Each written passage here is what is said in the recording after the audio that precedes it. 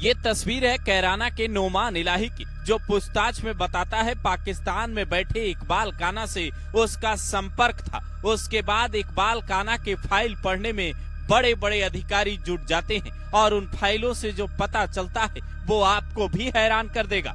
ये जानकारी मिलती है कि इकबाल काना बीते 2 दशक से हिंदुस्तान में कई जासूसों को तैयार कर रहा था। इसने सहारनपुर जिले की एक अफगान लड़की से शादी की थी। इसके 2 बच्चे भी थे, लेकिन बाद में इसने बीवी को तलाक दे दिया तो पिता ने घर से निकाल दिया। ये शुरू से ही अवैध कामों में लिप्त था, लेकिन एक घटना ने इसे पाकिस्तान पहुंचा दिया। वो घटना क्या थी, उस पर आए इससे पहले उसकी कैराना वाली कहानी सुनी।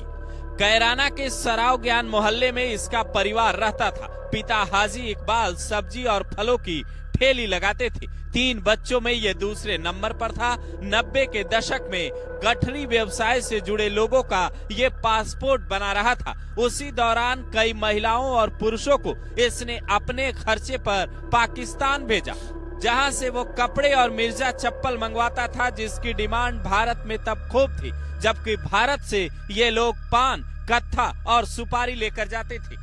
इसी आड़ में इकबाल काना ने सोने और हथियारों की भी सप्लाई शुरू करवा दी। इसका खुलासा तब हुआ जब दिल्ली में इसके भेजे करीब 361 अवैध सामान पकड़ लिए गए। कहा जाता है उसके बाद ये पाकिस्तान भाग गया और वहां के पंजाब प्रांत में दिखाने के लिए इसने इत्र का कारोबार शुरू किया। इसी दौरान वहां रहने वाले हिंदुस्तान के दुश्मनों से इसने हाथ मिलाया।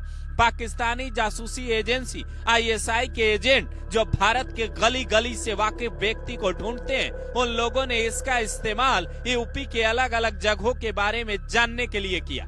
इसे जासूस तैयार करवाने की भी ट्रेनिंग दी गई, ऐसी जानकारी भी सामने आई है। जिसके बाद इसने कैराना समेत देश के अलग अलग हिस्सों में कई युवाओं को बरगला कर अपने साथ जोड़ा। इसकी जानकारी भी तब सामने आई।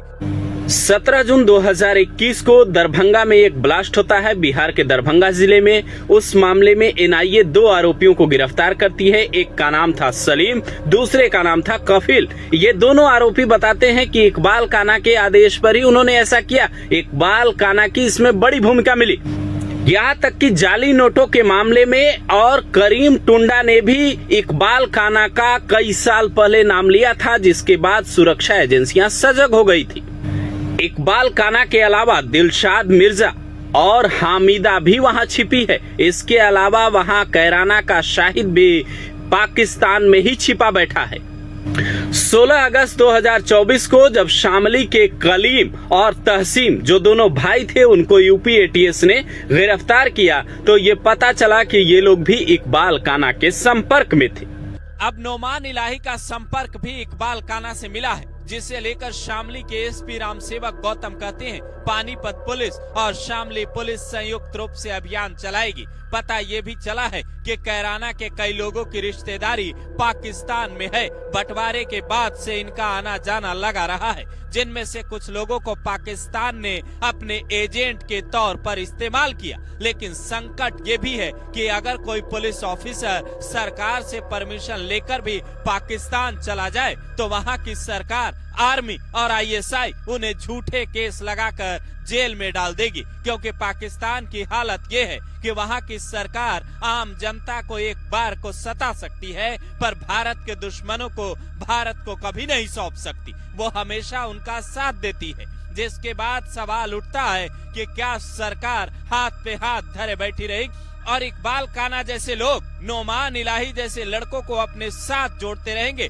जो देश की खुफिया जानकारियां पाकिस्तान पहुंचा रहा था, या फिर इनका कोई इलाज है। जानकार कहते हैं भारत ने जैसे ऑपरेशन सिंदूर चलाया और 100 से ज्यादा दुश्मनों का अड्डा मिटाया, वैसे ही भारत से पाकिस्तान भागे इन लोगों का, इन भगोड़ों का लोकेशन निकाल कर भी एक बार एक्शन लेना होगा, ताकि इन्हें ये समझ आ सके कि नया भारत अब अपने दुश्मनों को ढूंढ ढूंढ कर ठिकाने लगाता है, वो किसी को छोड़ता नहीं है। MP लाइव TV आपको रखे अपडेट, सच जो हम आपको बताएंगे।